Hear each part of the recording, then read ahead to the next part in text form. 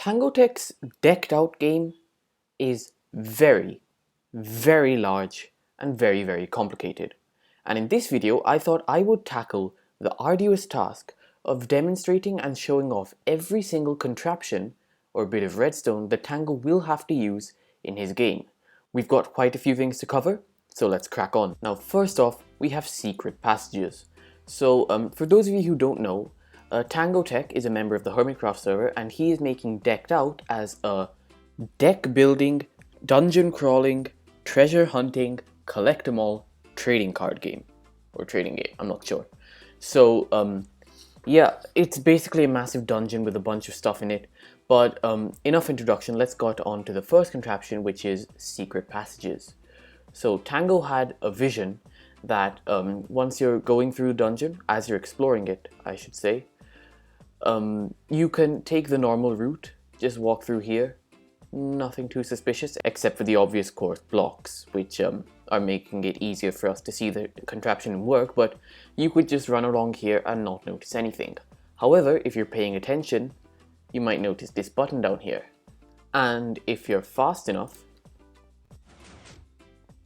you can get into here, where you can get all the treasures you'll ever need in your life. And then obviously you get out, and this helps to keep the dungeon fresh. What Tango could also do is using a randomizer at the start of his build to make these buttons either work or not work could be very interesting as to whether some secret passages work or not, or they trap you and they lead to different places, etc, etc.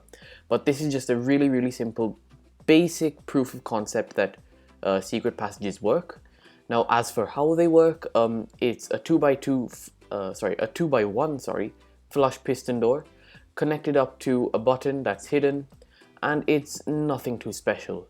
With one of the simplest contraptions done, let's move on to contraption 2, which is payment to enter the dungeon. So Tango wants the players to have to pay a certain amount for them to be able to do a run of the dungeon and try to get the loot inside. Now, how is he going to do that?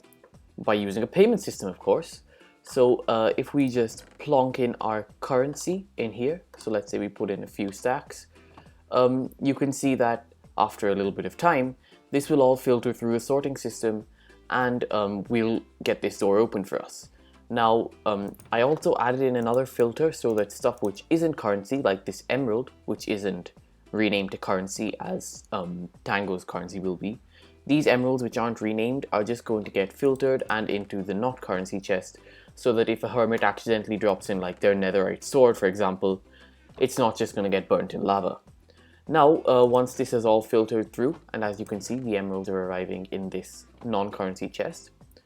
Once this is all filtered through, like so, you can see that our door opens. Then the contestant will go through, flick this to start the currency going into another chest, which is for collection, and then go on to run the dungeon. Now, how this works is we have our normal input chest up here, and what that's doing is it is sorting between normal currency and emeralds. So the sorting system over here, it accepts currency to go into the lower droppers, and any other materials won't be allowed into this hopper, and they will make their way into this chest. Now once the currency is into this hopper and into this storage system, it's plonked into this chest here, where it's compared. So it's compared against this chest, and once it has an equal or higher value to that chest, output comes out through here, which opens up our piston door. Now once the contestant has gone through the piston door, they flick the lever, which deactivates this redstone torch, which allows all the stuff to enter into the collection chest.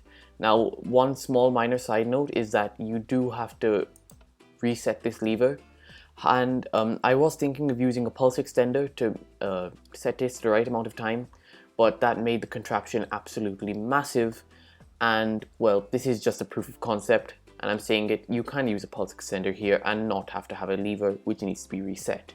Anyway, on to the next contraption, and that is the returning system for artifacts, picks, and lodestones. So Tango wanted that the system be able to collect artifacts, picks, and lodestones back after the run. So let's say you want to trade in an artifact or give it back to the system because you don't have any more space left on your board. And if you don't understand why you would have to give back an artifact or even what an artifact is, go watch Tango's video. Anyway, To give back an artifact, because you don't have space on your board, you would put it in the artifacts chest. And to give back a tool or a lodestone, you would put it in this chest. And those tools will obviously only be diamond picks. But now a demonstration of how this works, if I get a few diamond picks and a few lodestones, as you can see, if we just shoop a few of those in there, along with maybe, I don't know, a few lodestones, you'll see that they will start to make their way into the sorting system, and I'll show you what that does in a second. And the artifacts are all going to be stored in a chest, and the way you could organize one of these is you have a chest which is completely filled with every single type of artifact possible, so that, you know, it all automatically sorts itself, since there would be no slots available for them to take otherwise. But I don't know what exactly Tango is using for his artifacts. What he displayed in this video, he said it might change, so I didn't want to add anything in there and make this video inaccurate. So as you can see, after a little bit of time, all our picks have got sorted into the picks chest, and all our lodestones are getting sorted into the lodestones chest.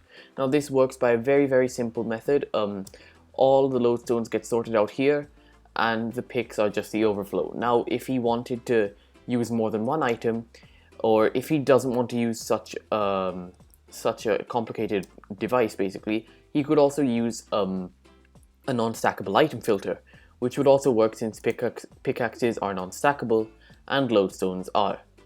Anyway, let's move on to the next contraption. And that is the card sorting system and the detection of which cards have been inputted into the system. And this contraption, well, it would be at the very start of the dungeon, before you make your run, you would put your shulker box where this chest is with all your cards in it. Now the cards that we know of as of now are as follows: Stealth, Speed Boost, Beast Sense, Loot Finder, and Soul Searcher. So these are all the cards that you could have, and if you just, let me just get a shulker out, and let's say you had a shulker with, I don't know, Soul Searcher, Loot Finder, like one of each book, let's just say. Then what you do is you drop it off over here. The system automatically takes it out and puts it into the storage system, and then it sorts it according to what type of book it is. Now, since Tango is using original copies of the book which are signed, they are stackable, and therefore it's not too hard to just whip up a small sorting system and add in a chest for each of the books. So as you can see, Loot Finder is in this chest, Stealth is in this chest, etc, etc. Now what this will also do is he will have a separate chest for Stealth 1, Stealth 2, etc, and you can take an output from these chests with this comparator like so, and this can be used to trigger the later devices and mechanisms which are present over there. So these are the inputs for the devices later. After the person is done running the dungeon, they would step on a pressure plate as they leave, and what that would do is it would activate this pulse extender, which allows the system to empty all the books back into a shulker, which can then be delivered back to the player. Now the reason this is such a huge pulse extender is because I was testing this with 15 books at a time, and there was more than one of each book which needed to be brought back. So you could actually theoretically just use a pulse extender that was only 3 wide, but just for the sake of testing, I made a large one. Anyway, on to the next contraption, which is actually the simplest contraption of this video, and that is the auction system. This is very simple. All you have to do is deposit your currency or your bid inside here, and Tango hasn't specified whether the auction bids will be in currency or you could use something else, like maybe add in diamonds or netherites to sweeten the deal. I don't know. So you just deposit your currency in your barrel, it gets sucked out, and Tango is allowed to come down here. He can see who owns which barrel by the mob heads or the player heads on the HermitCraft server, and he can easily just compare each and everyone's bids. Now, the reason I haven't used a system to automatically show how full each barrel is because bids are extremely variable. Someone could bid 1 emerald and someone could bid 2 emeralds, and the reading would be exactly the same. So I felt there was no point, since he's going to have to compare them all anyway. So this is obviously the simplest system of all. It's just a hopper leading down into another barrel.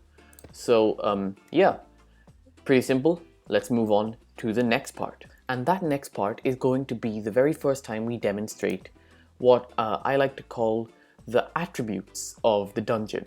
So as you know, you can add books in the sorting system I demonstrated to get a certain output and customize the dungeon's gameplay to your requirements.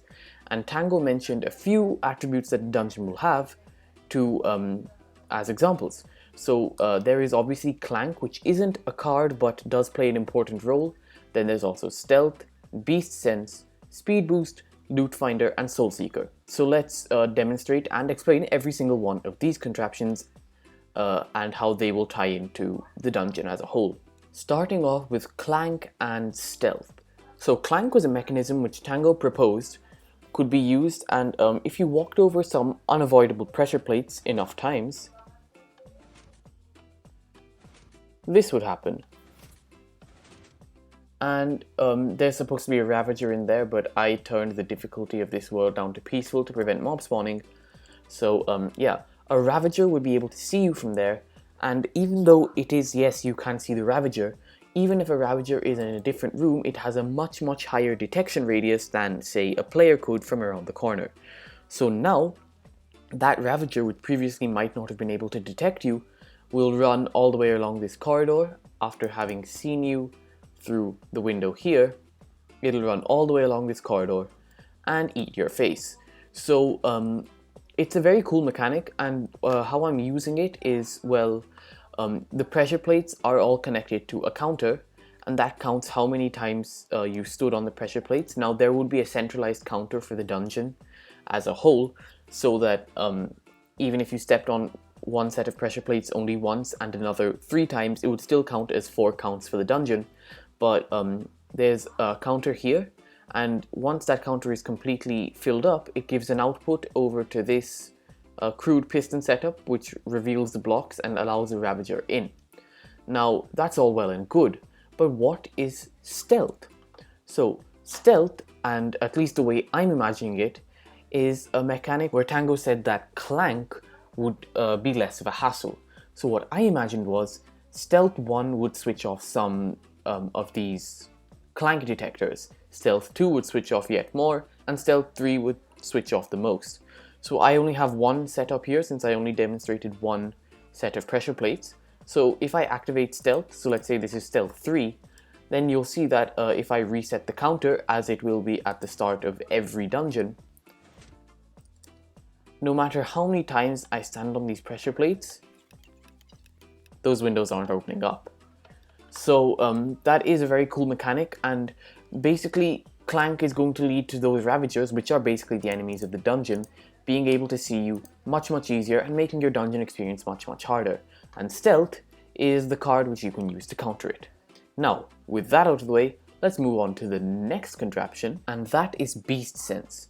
So Beast Sense is a card which makes use of a mechanic where if you ring a bell, a Ravager will temporarily get highlighted with as if it's been shot by a spectral arrow for a few seconds. So since Ravagers are, as I said, the main enemy of the dungeon, Beast Sense allows you to keep tabs on the Ravagers as they chase after you. So as you can see here, I have a little setup for Beast Sense, which is just a bunch of clocks which all run at different speeds, running into this kind of decoder. Now depending on which input you get from the sorting system for which level of Beast Sense you have, you can either have Beast Sense 1, 2, or let's say the highest level, 4. So with Beast Sense 1, you get an input every however many seconds, and that is the longest time you have to wait in between inputs. And as you can see, with every ring of the bell, the Ravager gets highlighted. Now with Beast Sense 2, it's a little bit faster. As you can see, it'll take a little bit less time for the bell to ring, like so. And with Beast Sense 4, it is much faster. So obviously these clocks are very fast considering how long these Ravagers get highlighted for. And with Beast Sense 4, there's literally just 1 second in between the Ravager not being highlighted. So in the real decked out game, these clocks will be much longer. But again, this is just a proof of concept, and yeah, this is how Beast Sense will work. So with that out of the way, let's move on to the next attribute, which is speed boost. I don't know, that seemed like an appropriate thing to do to introduce speed boost, but basically what speed boost will be is if you have speed boost 1, then this lever would be activated and you would get a temporary speed boost from the beacon. As you can see, I've now got speed 1, and as the levels increase you would get up to speed boost 4, which gives you speed 2. Now in the real game this would be hooked up to a clock where the piston would extend and retract every now and again, and depending on the level of speed boost you have, this would retract more and more often, and your speed boost level would increase. So what I was thinking is there are 2 speeds of the clock. What I was thinking is there are 4 speeds of the clock, 1 for each level of speed boost, and at level 3 speed boost you get the upgrade to speed 2. So that way speed 4 is much better because you get speed 4 much longer and it's a higher level, but speed 3 isn't any worse even though it's speed 2. I hope that made sense. I'm trying to make this as cohesive and interesting as possible. So yeah, it's a pretty simple contraption. If you don't have speed boost 1, it will still work with speed boost 4 as you can see here. So yeah, let's move on to the next contraption, which was arguably the hardest one, and that is Loot Finder. So in the dungeon, as you crawl through it, to get the loot you will find certain chests, and those chests might have loot like this lime concrete, which I was using for a demo, and depending on your level of Loot Finder, that's the amount of loot you'll get from the chests. So if we go all the way up here, you'll see our central loot chest. So Tango will deposit all of the loot that he has stored up for the game into this chest, like so. And then, depending on the level of Loot Finder you have, when you enter the dungeon, let's say I have Loot Finder 3, or let's demo with Loot Finder 1 first. I have Loot Finder 1. When I enter the dungeon, a pulse gets sent here, which allows a certain amount of items to trickle out from this hopper. Depending on the level of Loot Finder that you have, a certain amount of items will trickle into this hopper minecart, which then gets sent down and distributed into the chest. So as you can see, with Loot Finder 1, we only got 2 items per chest. Now, I don't know if Tango wants this to be even. Now, I don't know if Tango wants to evenly distribute the loot or not, but if he does, this is the way to do it. Otherwise, you could just use a hopper and some blocker items. However, this is a way to evenly distribute it, which is arguably harder. And then, as you can see, if we activate Loot Finder 2 and click the button, like so, you can see that more items will be distributed into these chests. If we just wait for a second. So we have more than 2 items in there. And this minecart will keep going around till it completely empties itself from all of its items. And yeah, as you can see with Loot Finder 2, we get 4 items and 5 items per chest, etc, etc. And the reason these are unequal is because an odd number of items were distributed from the loot chest, and that's based on the clock timings. So yeah, and as you can probably tell, Loot Finder 3 would be Loot Finder 3 would mean you get even more items. Now, how does this work? So again, we've got a simple decoder here for which Loot Finder you have, and that all runs into this main system, but I'll get to that in just a second. And depending on the level of Loot Finder that we're using, Loot Finder 3 has a really long clock, which means that this gets activated for longer, which activates this system for longer. And again, I'll explain that in just a second. And Loot Finder 2 has a medium level of clock length, and Loot Finder 1 has the shortest clock length. And that's basically how it works. Now, if we activate this pulse, you'll be able to see that these all light up for different amounts of time, with this going off first, then this one, and then finally Loot Finder 3. So as you can see, if we activate our decoder, then this redstone line will get powered by whichever level of Loot Finder you have selected, which leads to this block being powered, which gives 2 outputs. The first is it switches this redstone torch off, which is locking this hopper and preventing any items from this chest from going into the minecart hopper down here. And the second is that it sets off this really long delay, which after all the items that can be possibly distributed with Loot Finder 3 even enabled, will activate this hopper minecart. Now once this hopper minecart is activated, and let's say it has, I don't know, 8 items in it. If we just give this a little nudge, it goes into the system. Now what it does here is it will go along, it will distribute 1 item into each hopper with every turn, and this is a cart empty/full detector. It's kind of a decoder for the cart itself. So it detects if a cart is present, and then it detects if the cart has any input in it, and depending on that it will either send the cart to do another round and distribute more items, or it will send it back to the loading bay where it's ready for another dungeon run basically. So yeah, this is pretty cool. I think it is the most complex contraption out of all of them, and it was very, very satisfying to get it working. Anyway, let's move on to the next contraption, and that is the last contraption, Soul Seeker. Now this was the hardest to construct simply because Tango didn't tell us really what Soul Seeker would be, so I just kind of had to put my own spin on it. Now what I inferred from the video was that once you leave the dungeon, you get a choice of 1 of 3 cards to pick, and depending on your level of Soul Seeker, you'll get either really good cards, meh cards, or absolutely legendary cards. Now the way I thought this would work is when you leave the dungeon, you output a signal from when you leave the dungeon, you output a signal from a pressure plate that activates this pulse extender connected into a decoder again, and depending on which level you have active, you will get a certain chest being allowed to trickle out. So in the previous contraptions you might have seen that the decoder was the other way around. You would get separate inputs and have the same output. Here we have the same input and have separate outputs because we want the stuff in each chest to be different. So as you can see, for each corresponding level of loot finder, for each level of Soul Seeker, we have Soul Seeker 1 being the worst, which is red, and Soul Seeker 3 being the best, which is yellow. Let's say we engage Soul Seeker 1, and then we exit the dungeon after having just reset this super quickly. So let's say we now exit the dungeon. We can come over here to where we will get our cards, and you can see that 5 cards will be delivered to us. Now obviously the hopper can't display them in a nice way, so they will be like that, but you have to remember that the cards are books, so they will be displayed like this, as in one after the other, but in the very first row. So I am just using red concrete as a demonstration. This will obviously work with books as well. So yeah, with Soul Seeker 1 we got our red concrete. Now we pick out the card we want to take. Let's say I want to take this piece. Then we click this to send all the other pieces back into the storage system, and they will be sorted by a storage system very similar to the one for the decoder over there, so I decided not to build it again.